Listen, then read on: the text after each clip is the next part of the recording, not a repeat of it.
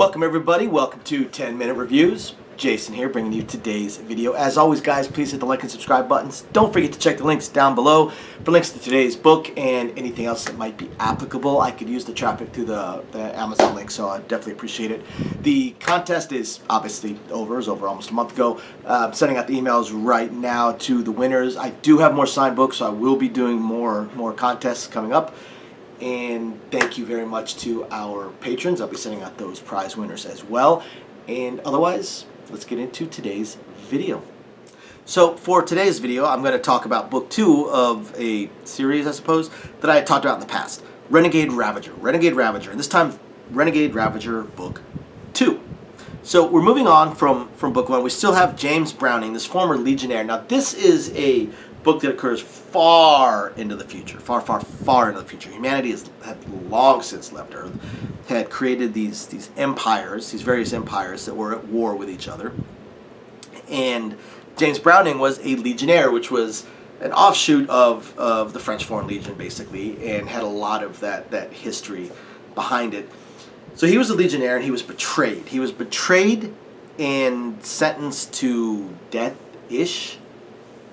But thanks to the events of book 1, getting stuck in this kind of outer world, in between world of the jump space kind of thing, he was, I don't really want to say saved, because he basically found himself in a certain death situation, but managed to obviously not die and make a few allies.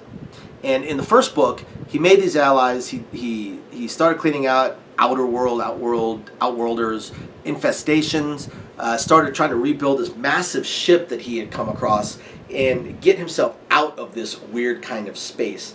Doing this, he made a few allies. First, a former Navy pilot that has now been turned into a human Vord, and Vord are these alien beings, kind of hybrid, that has control over the Vord, or at least a specific hive of the Vord, and is able to use that to create creatures and basically create their shock troops.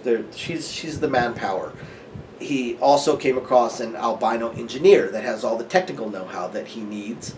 And that, by the way, that Vord hybrid of his, not only can she create more warriors for him, she is a warrior in and of herself. So between the two of them, they are able to do a lot. Then he also came across an AI, and this AI helped him a lot. Now, by the end of book 1, he discovers that this AI is actually the personality of this mythical empress, legionnaire, warrior, just legend, mythological figure within the empire that he belongs to. She figures out a way to make her own little android sort of body, and they're trying to recover some of her memories, but they manage to repair the ship enough that they are going to be able to return to real space, and that's what leads us into book 2. So book 2, now the ship they are on, well, it's bigger than any other ship and more powerful than any other ship anywhere. It is extraordinarily damaged. It's barely functional, can barely fly, can barely fight. So they need to get it repaired.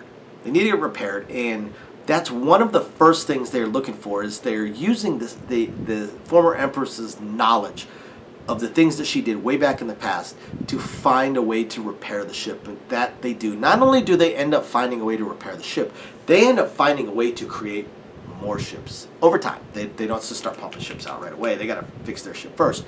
But they have found a way, basically a mobile base in a way, a mobile shipyard base that is going to be sort of the foundation for what they are going to do next once they're able to build up their resources and their power. And the first thing that they need to do, they need to get the rest of the Legionnaires, his legion. Now, a legion of hundreds, if not thousands, is basically down to 4, because a whole bunch of them were put to death.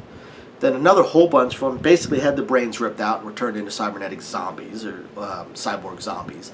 But there were a few, there were 3, that he was able to track down using some connections that they have, able to track them down and find where they were being held prisoner, and they were actually sold. They were sold into slavery, and they were basically going to be used as gladiators. So James needs to infiltrate this world, which is in another empire, and try and rescue his 3 Legionnaire friends.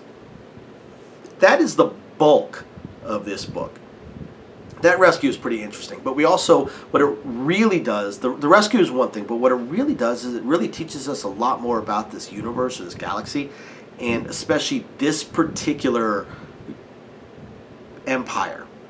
And James and his companions are kind of building their own empire within the empire, because the way it works is basically a might makes right, survival of the fittest, the strongest rule type of empire. So with the resources they have and with a few lucky breaks and things they have, that, you know, killing the right people, taking their property, stuff like that, they end up building a pretty large monetary empire in and of itself, monetary and business empire in and of itself. That's gonna, I have a feeling, is going to be a huge part of what moves them forward going on. But first, they have to rescue these three.